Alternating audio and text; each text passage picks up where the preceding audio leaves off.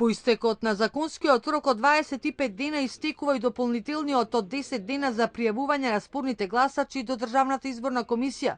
Од вкупно 39.502 лица кои беа на списокот на спорни гласачи, пријава до ДИК поднеле 8.922 лица. Државната изборна комисија прифатила 8.901 пријава, 30.467 лица не поднеле пријави до комисијата.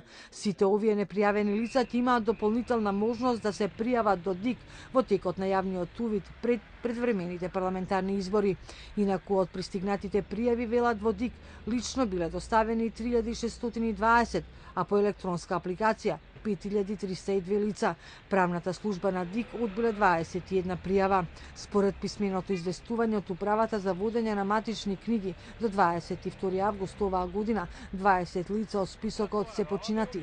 По извршени дополнителни проверки преку споредба на списокот од 39.502 лица и избирачкиот список иззема 113 лица за кое е утврдено дека 6 се починати, 51 лице е на привремена работа или престои во странство, 54 го изгубиле избирачкото право по различни основи и 2 лица поднеле барање за промена на податоци во избирачкиот список.